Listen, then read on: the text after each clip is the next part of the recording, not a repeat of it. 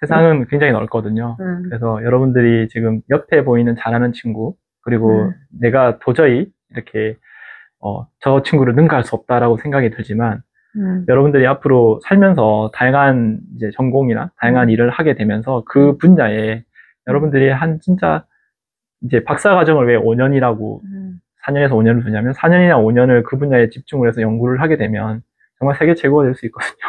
그러니까 옆에 친구는 다른 분야에서 최고가 될 거고 나는 내가 선택한 분야에서 최고가 되니까 거기에 대해서는 의심을 하시지 마시고 그냥 지금은 잘하든 못하든 다 친구로서 그냥 인간관계를 형성하시고 나중에 내가 꼭 해야 될 일이 있으면 거기에 정말 집중을 해서 그때는 남하고 비교되는 정도가 아니고 세계 최고가 되면 될 것 같습니다. 카이스트 화학과에 재직 중인 김현우 교수입니다. 유기화학은 그 탄소 화합물을 다루는 학문인데 저는 유기화학도 뭐 여러 가지로 연구를 할 수 있는데 저는 새로운 화합물을 만드는 연구를 하고 있습니다. 새로운 거라는 것 자체가 굉장히 요즘은 점점 어려워져 있는 상황인데 그래도 새로운 걸 만들면서 그 새로운 화합물이 가지는 여러 가지 좀 좋은 응용, 뭐 촉매로서의 응용이나 아니면 뭐 분석으로서 쓸 수 있는 거에 대한 연구를 진행하고 있습니다. 그게 제가 다른 연구실하고 차이점은 그거라고 확실하게 말씀드릴 수 있을 것 같네요. 또 강의에서 카이랄 화합물이 중요하다고 말씀드리는 이유가 카이랄 화합물이 특히 의학으로서 엄청 중요한 물질이고 그거를 이제 조절하는 것 자체가 이제 선택적으로 만드는 것 자체가 아직까지도 뭐 노벨상이 2번이나 나왔지만 아직까지도 활발히 연구되는 분야라서 꼭 소개를 해드리고자 나왔습니다. 제가 연구하고 있는 분야도 카이랄 화합물의 뭐 합성과 분석에 대한 연구고 그리고 뭐 저뿐만 아니라 많은 유기화학 전공하시는 교수님들은 기본적으로 카이랄 화합물에 대해 뭐 관심을 가지고 뭐 합성하는 방법을 연구하고 계십니다. 네, 그렇게 굉장히 쉬운 반응 그리고 많이 만들 수 있는 반응을 굉장히 추구를 하는 입장에서 NMR을 혹시나 그 시그널을 한번 보신 분들은 알겠지만 굉장히 복잡하거든요. NMR이 수소의 위치나 종류에 따라 다 다른 위치가 나오는데 그걸 가지고 뭔가를 분석한다는 거에 대해서 어느 순간 좀 더 간단한 솔루션을 만들고 싶다고 생각해서 그 간단하게 나올 수 있는 플로린 NMR을 가지고 시도를 했고 플로린 NMR을 가지고 그렇게 화합물을 분석한 경우는 제가 거의 최초로 하지 않았나라고 생각이 듭니다. 네. 관련해서 조금만 더 얘기해 주시면 좋을 것 같아요. 이제 바이오 분석은 이제 갓 시작을 한 부분인데요. 그래서 그 여러 가지 화합물 분석의 툴을 활용하다 보니까 우리 생체에 있는 여러 가지 피나 소변 그리고 여러 가지 그런 물질에 대한 분석이 유기화학자가 들어가서 기존의 분석으로만 할 수 없었던 것을 할 수 있을 거라는 생각이 들어서 한번 도전을 해보게 됐고 좀 최근에 좀 성과가 나와서 본격적으로 질병 연구나 이런 쪽으로 좀 진행을 해보려고 하고 있습니다. 네. 여러분들도 이제 앞으로 뭐 이제 대학교를 가고 혹시나 더 연구를 하고 싶어서 대학원을 가고 석사 과정 또는 박사 과정을 밟고 이렇게 하다 보면 이게 인생의 목표를 여러 가지로 잡긴 하는데 내가 다음 코스를 정말 잘 좋은 성과를 내서 다음으로 가야겠다. 거기에다가 목적을 두면 정말 삶이 좀 피곤해지고 힘들어지는 경우가 발생을 하거든요. 그런데 사실 제일 좋은 케이스는 내가 정말 하고 싶은 연구를 하면서 그게 좋은 성과를 이루게 되고 남들보다 어떻게 보면 더 좋은 평가를 받게 돼서 그 다음 단계로 굉장히 쉽게 넘어갈 수 있으면 그게 제일 좋은 케이스가 되는데 저는 뭐 특별히 이게 대학 교수가 인생의 목표로 삼겠다라고 하기보다는 그냥 제가 할 수 있는 제가 있는 환경에서 할 수 있는 최선을 다해서 그 결과로서 그 다음 과정을 좀 잘 풀어가지 않았나라고 생각이 들고요.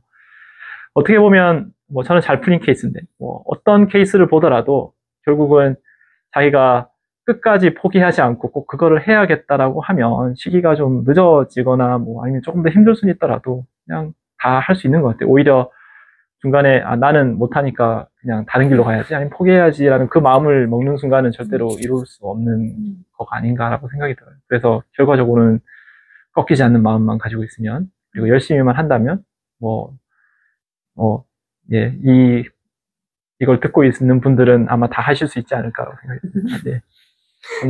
공부를 하고 시험을 보는 과정이 있는데 그 시험을 본다는 거는 어떤 배워야 되는 게 있고 그거를 자기가 익혀서 시험 문제를 푸는 게 목적이잖아요. 그 과정에서 좋은 성적을 거둬서 좋은 학점을 받는 게 목적이라면 연구도 어떻게 보면 거의 비슷한 과정이거든요. 그런데 사실은 정답이 없는 문제를 푸는 거나 마찬가지라서 그 문제를 어려우면 어려울수록 사람들이 정말 대단하다고 생각을 하는 거고 쉽다고 생각하는 거는 뭐 별로 관심이 없고 그런 상황이니 정말 어려운 문제를 잘 잡아서 그거를 열심히 풀어서 답을 찾는 과정이니 뭐 공부를 해보신 분들은 그 과정이 어떤지는 좀 짐작을 하실 거고 그 과정이 연구라는 게 답이 없는 그 문제를 푸는 거라 굉장히 어렵지만 그나마 좀 많은 시간을 들여서 그 분야에 좀 들어와서 그 기존의 연구 결과들이나 아니면 여러 가지 생각을 정리하다 보면 분명히 해답이 보일 겁니다. 그래서 연구라는 게 처음부터 겁을 먹고 내가 잘할 수 있을까를 좀 걱정하기보다는 그냥 정말 재밌어 보이는데 들어가서 한번 도전해 보는 것도 충분히 좋을 것 같습니다.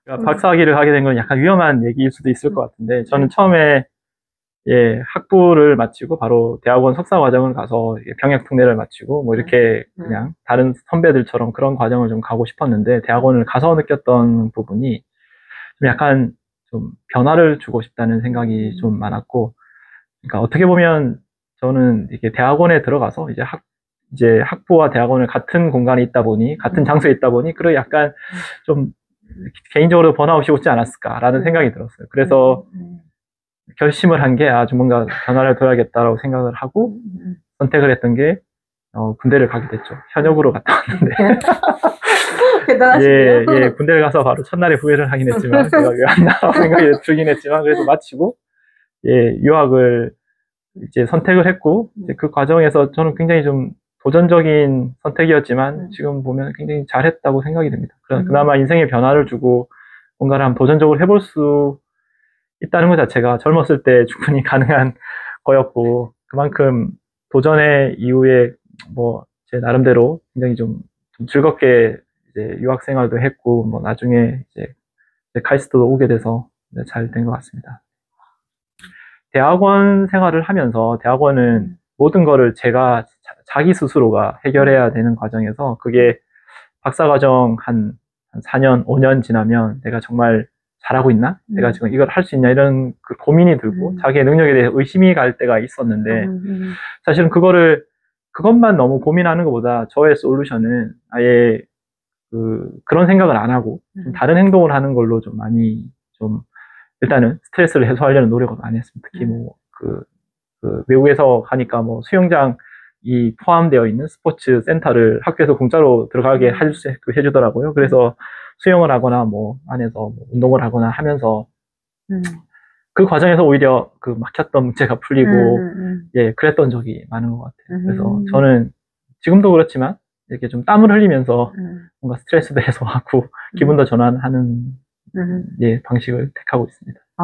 제가 카이스트에 와가지고 이렇게 제일 지금도 좀 많이 느끼고 있는데 학생들이 제가 아까 스트레스를 저는 운동으로 푼다고 했는데 학생들이 운동을 참 안 합니다. 특히 남학생들이 운동을 안 해요.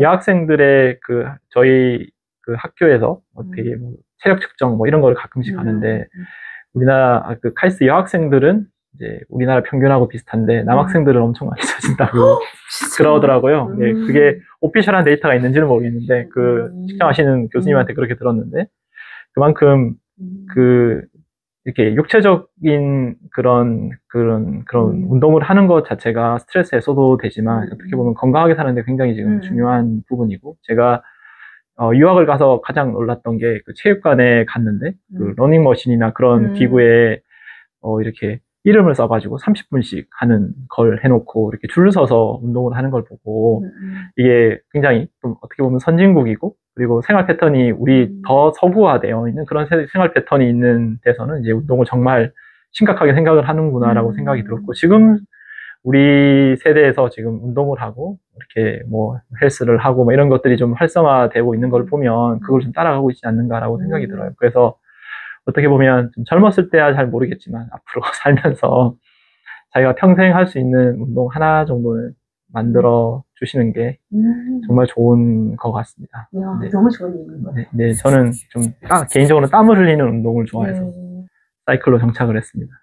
네, 저한테 좀 성향도 맞고 땀도 많이 흘리고 막 약간 여행도 가는 것처럼 그렇게 느껴서 그 우리나라가 지금 기초과학 부분이 좀 요즘 워낙 그 AI나 머신러닝이 대세라서 기초과학에 대한 관심이 좀 많이 떨어지고 있긴 한데 앞으로 그 어떤 유행이 있다고 하더라도 기초 학문을 하면 거기에 대한 수요 그리고 거기에 대한 기회는 얼마든지 있으니까. 그리고 제가 볼 때도 이제 화학을 비롯한 자연과학에서 아직 풀지 못한 문제들도 많고 얼만큼 중요한 발견을 해서 사회에 큰 기여를 할 수가 있어서 여러분들이 일단 이제 뭐 그 관심이 있고 그리고 거기에 대해서 뭔가 좀 큰 기여를 하고 싶으면 자연과학 특히 화학에 대해 연구를 하시면 정말 좋을 것 같습니다. 네, 네. 화학 하는 사람이 너무 없는 것 같아요. 네, 네, 안녕히 계세요. 네. 네, 반갑습니다.